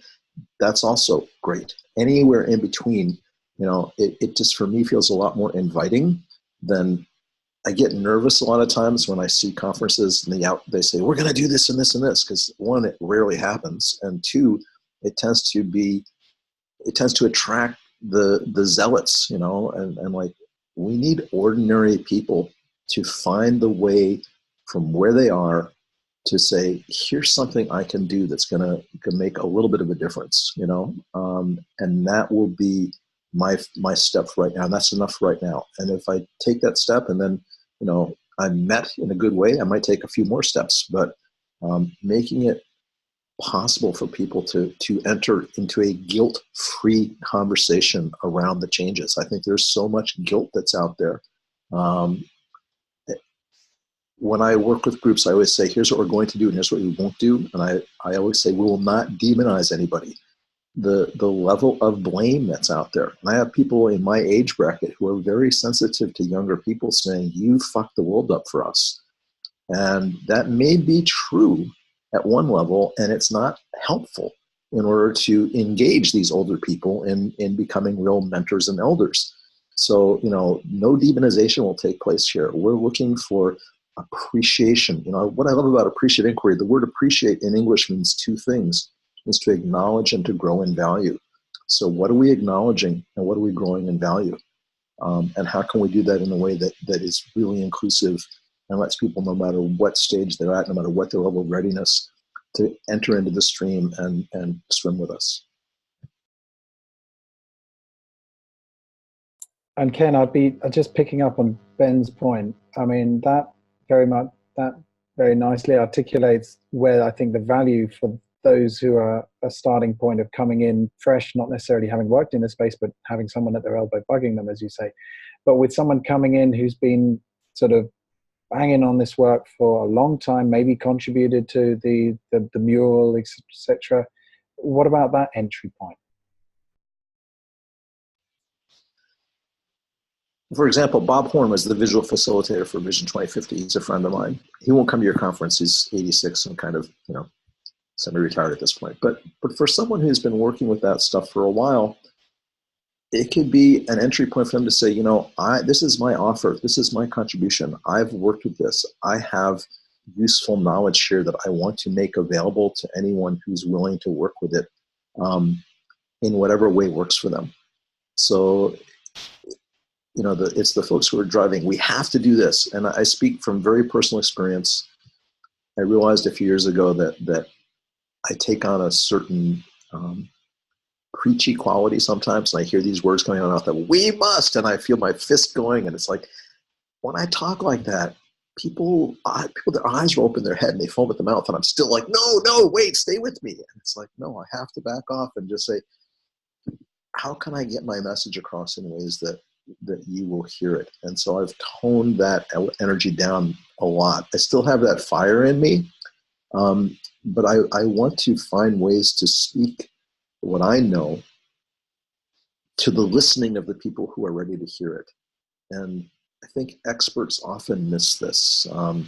We get hung up on our expertise and we think we have to educate people up to our level of expertise as opposed to find out where are they and how can my expertise meet your listening in a way that is inviting for you, in a way that has you say, tell me more about that, or, oh, I'd like to work with that. What can I do? in a world like we're living in today, where there's so much in flux, firm answers are hard to come by. Everything is like conditional and provisional. And this is our best knowledge at the moment. And here's what we think is our best guess. And, let's talk this through and make what we can come up with as our best decision together, as opposed to imposing my will on you, or you imposing your will on me. Getting back to that theme of collaboration, what constitutes good collaboration for me is the question of what constitutes good guidance. Guidance, not governance. Governance is derived from guidance, but if we're here together to try and work through some wicked messes, and I, again, credit Bob Horn for this, of distinguishing between problems and messes. A wicked mess is something with high social complexity and high systems complexity that's not easily resolved, that's very resistant to interventions. So if we come in with this idea of we have the answer, this is going to do it, the chances are pretty good we'll find out pretty quickly that's not the answer. It's not going to do it. We come in with an attitude of, we want to make things better. We don't want to solve something and say that's it. We want to say the way it's going is poorly, and here's how we validate that. And then here's some ideas to make it work better. So let's conduct an experiment. Let's have some measurable criteria of, we'll try this and we'll revisit it in 6 months or a year. And if it's getting better, we'll amplify it. And if it's not, we'll dampen it and do something different, so that there's a constant looping in of learning that is engaged by everybody. And that's a chance to really collaborate in a very different way, I think. And it feels to me like something that people are ready to work with.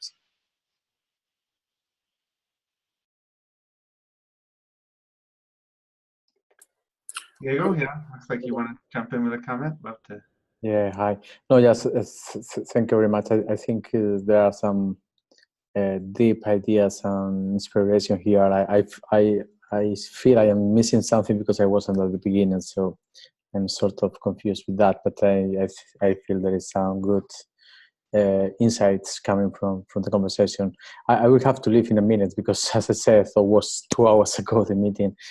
But Michael and Daniel are here, so I'm sure they are collecting all the good points and ideas, and also Ben, and try to identify what is useful to connect with the goals of NESI and with the different requirements that we have on the kind of audience we have, and as Michael said, I think the discover part should be before the forum. This year we want to do the pre-forum, the forum, and the post-forum, to have enough time so people can truly engage and take part in all the different discussions, but also trying to produce something and to connect with other forums, not just to have an isolated activity. That is one of the main goals.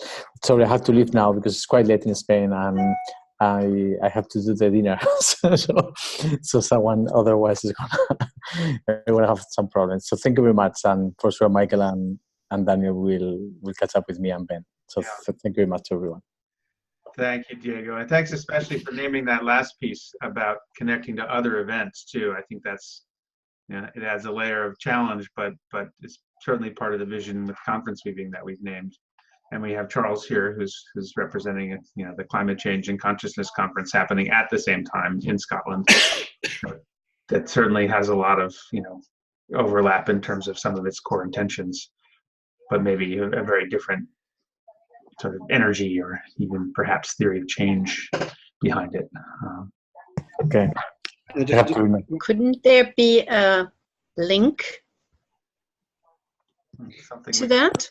There you go. Yeah, no, I mean, Charles, we should discuss notes and the fact that both are happening on the same. There's like 2 other conferences. I didn't realize like the last week in April is the most popular week for conferences around the world. We got lucky, by the way, because the Bloom Pollinator Conference for a time it had been scheduled for September past, and then it got moved exactly to that week, and now it's in July. So at least that's one off the table. Okay. Okay. So our opening weekend sort of ticket sales should be reasonably good then. One less opposition. No, but we should touch base actually, because I knew of the Findhorn one, but I didn't know anyone specifically connected. So that's great you're on the call. there's one important point. So Michael and Diego are the two main organizers of the NESI forum. I just took part in this call because I'm doing one small track, which is dedicated to work. So they're the mains. I'm just a helper on the side. But because I'm responsible for the work track, what was said before is particularly resonates with me, because I'm supposed to bring companies, companies, those terrible people that destroy the world and everything else, into this beautiful, environmentally friendly forum. So I was really thinking hard about how we can create this blameless relationship, especially in the work track, whereby we can bring companies where companies feel safe, where they feel there's an open dialogue with other people. I think it's going to be less of an issue with the other sections, but the work track specifically, I really would like to think through how that, exactly what you were mentioning before, can actually take place. So I'm all for listening. I'm all for, and I see there's a link being posted there by Gertrude. Thank you. So I'm really keen to hear because in this call we all agree, you'll be surprised by what happens in these other rooms. With the best of intentions. So any learning on how to reduce the antagonism and increase the listening as a last gift I'm asking the team would be beautiful. Shall we continue going around our third round here? Or just if anybody has any ideas, that'd be beautiful. Not a full round. I didn't get ideas to what? So the issue is that the other tracks, there's people at the NESI forum is the vast majority is NGOs, activists, beautiful people that are bringing about change, some more feisty than others, and companies have not had a big role in the NESI forum so far, but they will have a role as part of the mix. And so bringing company into an area where we all recognize that companies are definitely the biggest producer of all the bad things that we have. How do you create a welcoming framework where these companies feel they can contribute, they should listen, they're not being thrown things at kind of thing in the nicest of ways. So bringing that collaborative listening, we're all in this together, let's work together to make something happening. And that's the kind of area where I would love some ideas and insights. I could offer two quick thoughts. One of it is creating some relationship before talking about specifics, right? So if you start with pressing issues and people don't really know each other, they will trigger each other probably. And when they know each other, they have personal relationships, then it's much easier, right? And second is building this relationship outside of the context, like dragging them outside of the context, usually is helpful. So just a quick example, I was working with a nonprofit board that had really, really deep issues and personal conflict and just trauma. And they were having like the first retreat in years. And one thing, and it was like really, really like the level of trauma was unprecedented, with even some suicide going on the board, really. So it's like really, really messy. Basically what I did for the check-in, I said, and now forget about first of all, no name tags, no roles in the organization on the name tags or stuff like that. It's like, and then I said, forget about your roles in this organization or any context of this organization. Think about the best collaboration experience in your life. So you see, and it's absolutely because there is culture that is messed up on the board, but people have lives outside of the board, and they brought that to consciousness, and then we shared that as check-in, and people shared similar patterns, maybe for the first time in years on this board. So they were speaking the same language, and they were sharing the same emotions, they were sharing the same things, absolutely outside of that context. Then the entire half of the day was outside of the context, would never touch the business of the board. We did exercises when people did funny things together and reflected on misunderstandings outside of the context of the board. And then finally, when there was time to go to the back to the context, what I did is said, now get a sheet of paper and create a vision, like write down your own vision for this organization, as though everybody supports you, you have no barriers, absolutely, again, feeling safe. imagine that everybody supports you. You can do whatever you want, where you want this organization to be. And then find a partner, share your vision with a partner, and listen to your, the vision of your partner. And then you will advocate your partner's vision, and your partner will advocate your vision.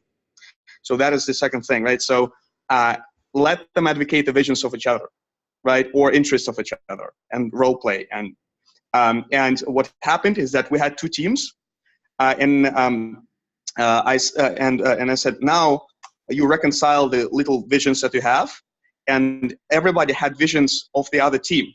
So nobody was attached emotionally to the vision. So they each team easily reconciled the visions, and they shared it, and it was the same vision. And everybody was in shock. There was no contradiction. And after that, they already had the relationship. They already emotionally in a good state. They see that their vision was included, and there is no contradiction. There were just misunderstandings. And out from that background, the board just changed over the next year really dramatically. So two things: drag them outside of the context and let them build relationship. And second, maybe advocating for each other's vision. These are two things.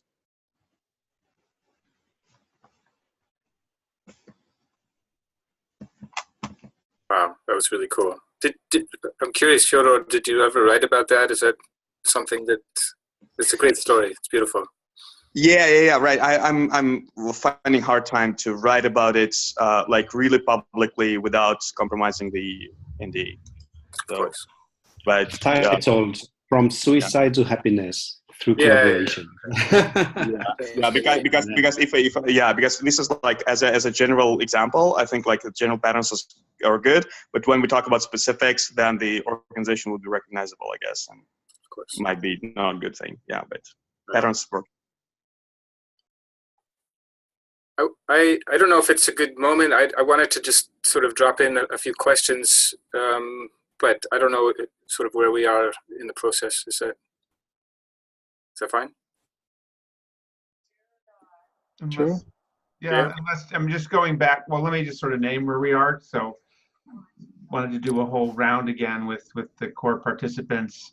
And my suggestion was to focus on this challenge around serving both the deep experts, leaders, initiatives that are in motion, and people that are newly engaged as sort of global citizens.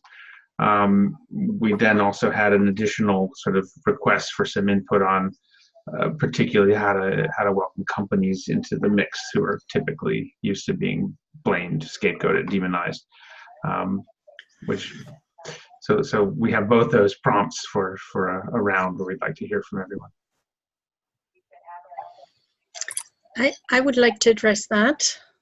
The people part I put in, the aim to flourish, Ken also said he knows those people. This is the AI community, so appreciate the inquiry. Up with the We All initiative, the Wellbeing Economy Alliance as well. But we know them through the Wellbeing Economy Alliance. They aim to flourish. Okay. Yeah. Summer in particular. They're doing good and doing well. So it's about exactly what Daniel was addressing, and many of those could be addressed and invited to come. And the other part I put in was this is webinar I did about how the brain functions and what that does to how we react, like if somebody pushes our buttons, like the blame game, then you have crocodiles and not human beings, because the buttons get pushed and they just feel threatened or want to kill you. So in that realm, and you don't have thinking beings. So how to be with people in a way that flow can emerge. I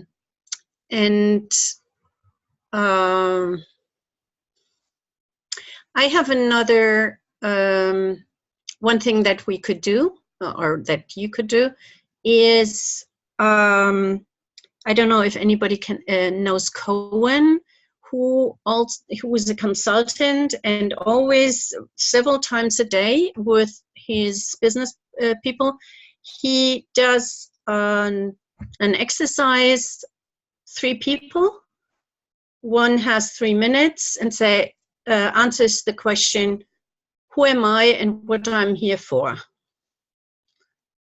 And 2 listen. And after 3 minutes, so it's really time-wise, 3 minutes, after 3 minutes, he or she gets 1 minute appreciative feedback, just 1 minute each. So you have 15 minutes for 3 people. And you can do that with 700,000, 6. So, and this really makes a difference. And if you do that several times a day or every morning or whatever, that really deepens the space and broadens the space. Because then people, something comes out of their mouths they wouldn't have expected, and getting that they are heard and appreciated, that really makes a difference. So that could be something. Yeah.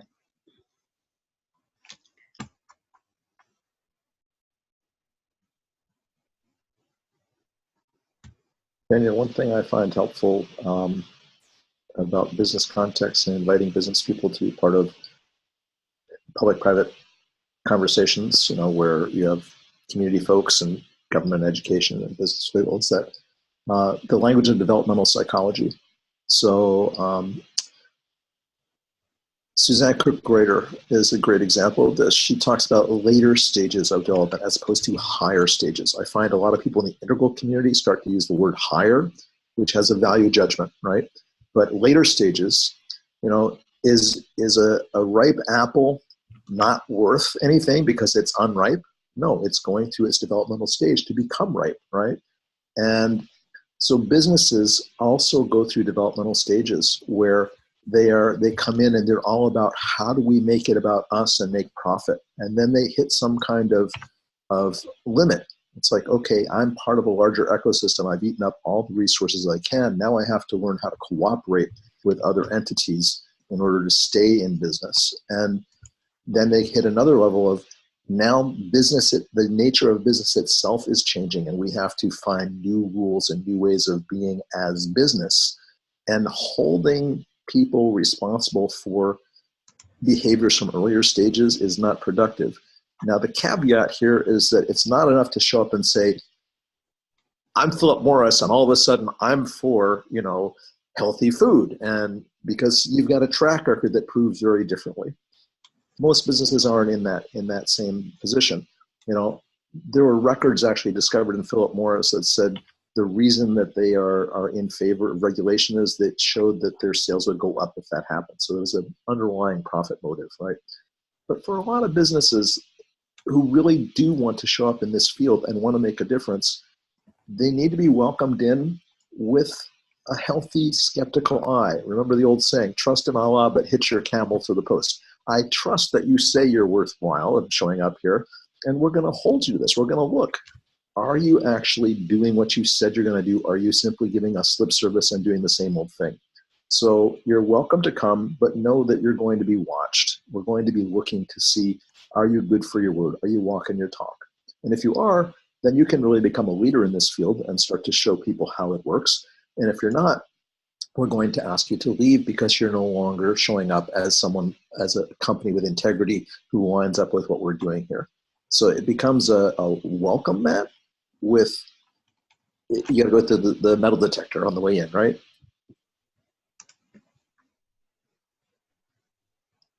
Thank you. I think Charles wanted to say something, and we haven't heard from Gertrude in this round also. And yeah. Love that metaphor. Welcome with the metal detector. I meant Marai, not Gertrude. I meant Marai.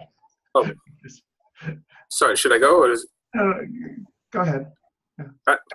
Okay, I got confused. No, just well, I mean, I'm coming in a bit out of context here, and I think I have a kind of series of related questions, which don't really, I'm not really asking specifically for response or maybe something quick, or just to kind of place them, and I'll continue over some time to tune in and maybe hear the answers later. But so one thing is about kind of global connectivity, and again, these are kind of same things that I'm working on or asking around with regard to the CCC 19. So live streaming or other kind of interface points, ways for the world to engage. That's one part of the question. And kind of the flip side of that is what's really essential. And I guess I've heard a little bit, just very broadly, that this has been a question with some of you. What's essential about the face-to-face gathering, compared to the potentials of like Zooming or other kind of tools and platforms? And obviously the kind of issue behind that is about carbon offsetting, related things. And then more broadly around hubs and network weaving. I mean, this is also something I'm really putting a lot of energy into, and so I'm just curious to what extent that's happening over there. And I'll just add one last kind of phrase that's also in the TRCC, an open space that holding present, shortly, decentralized regenerative learning and action hubs and resources. So hubs and resources around decentralized regenerative learning and action. So I hope there's a lot of synergy there. And again, maybe not now for any responses. Yeah, just thanks, Charles. Clarify that there are actually local hubs forming around the Climate Change and Consciousness conference that are not only going to watch live streaming, but do their own in-person processes around the world. So that's a model that's kind of emerged around that conference. I don't think it's anything have we talked about that, Michael? No, not really. I mean, one person, Charles, brought into the mix the idea of making it fully remote accessible. And while apparently there have been good examples of that, I just kind of think the bandwidth in Malaga, not in terms of encompassing, sort of opening up to it as an idea, but quite literally the bandwidth at Malaga wouldn't sustain it. And, given who's organizing this, it just felt like too massive a risk to try it for our first time with this. So we're trying to bring it in other spaces, but, and in certain sessions, but not throughout the whole thing. Ben told me about what you guys were doing, and it sounds really interesting. I think for us, it's just a question if we have the resources, skills, et cetera, to sort of replicate.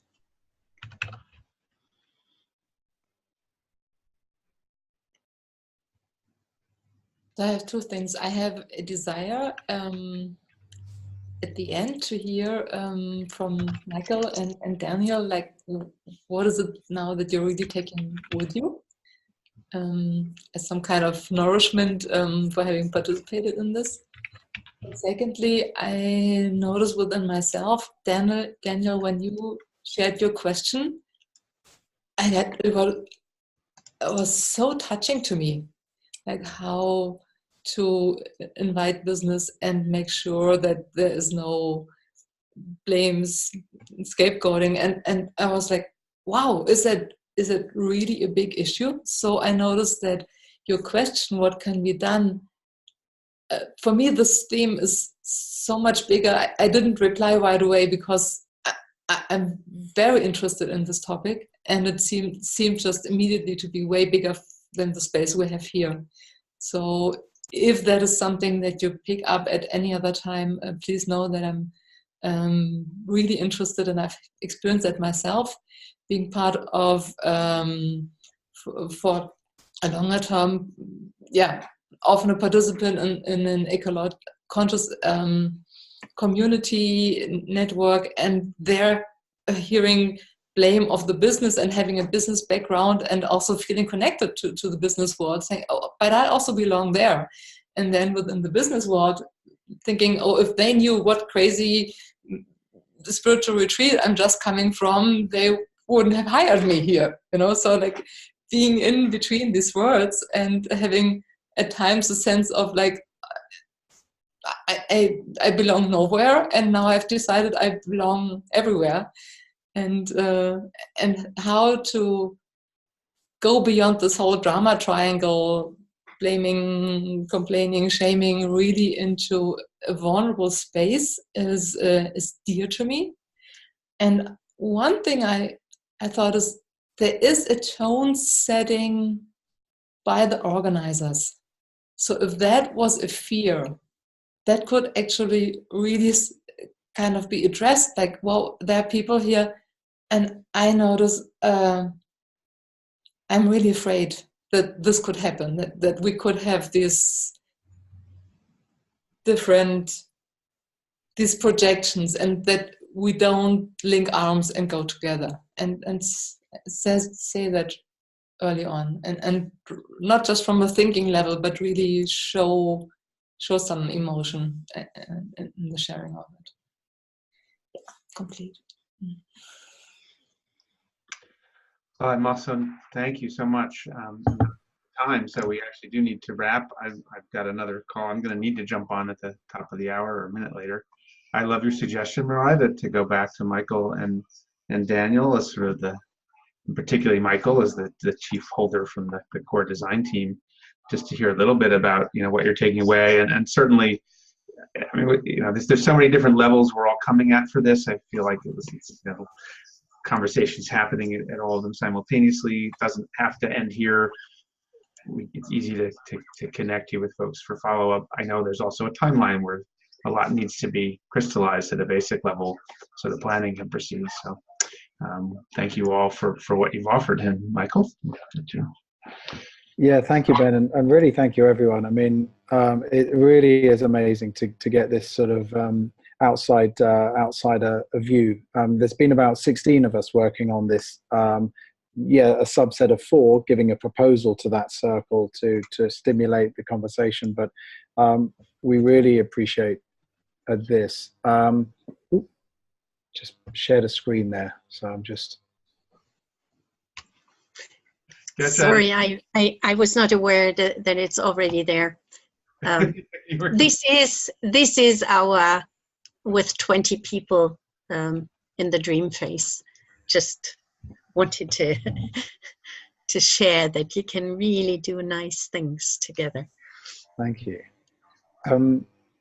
So what am I taking away? You should see the notes I've taken, hey? A lot. So much, though, about so many really, really great suggestions about how to ensure, and I'm confident because I was, of course, there last year, that care is given to the experience of the participant, both in terms of how they interact, both in terms of how they get to know each other, and, a lot to pass on to, I think, the sub-circle that we form around the experience. But, I mean, I have a frustration. I have so many more questions I wish to ask, Ben, but we're running out of time. So I might pop those to people if they so feel inclined. Because, for example, design. I'm really conscious about they're not over designing this. Because Daniel brought up a really good point in a previous conversation. He said, people don't always follow what you want them to do, and I really. And it's so true. But, that's cool as long as they get what they're looking for from the conference. So, I'm going to really think hard about Gertrude's points about in the pre-forum, how to bring all of the sort of knowledge and abilities and human characteristics, bring that up into visibility and take that into the forum. And much. Really, really useful. So, and there was a level of anxiety I brought in as well. I said, wow, we've got some hardcore process design folk here. Are they going to trash our plan? But no one has. So thank you very much for that. Because it's a bit of a hybrid. We'll be honest with it. And we did want to check whether or not we weren't just throwing too many things into the pot and stirring too hard. So thank you for giving us the feedback in the way that you did. And I just have 2 words: generosity. And I really believe in the human ability of humankind. And each one of you in this call, with their generosity, has shown the most beautiful, selfless human ability in just sharing their best knowledge to make something happen. So there's deep appreciation for myself. Thank you very much. All right. Well, thank you, everyone. That's the chime for things hitting the new hour. You can stay here if any of you want to over time. I'm going to need to pop off, but the line can stay open. They're still going in the main room too. I can hear them on my tablet. Thank you all so much again, and I will make sure it's easy for people to stay connected. I think you're all, maybe except Daniel, on the TRCC Slack space now, or most of you. So Michael, you can find most of these folks there. Certainly Charles Fyodor, Yeah. not Marai, but Charles Fyodor. I don't know, Gertrude, are you there? Not sure. I clicked on it. I'm not sure. All right. Well, we'll work on that one way or another. Thank you, Ben, for making this happen. Thank you very much indeed. My pleasure. Bye. Wonderful. Yeah. Bye. And thank you All the very best. much. And if you can use me if any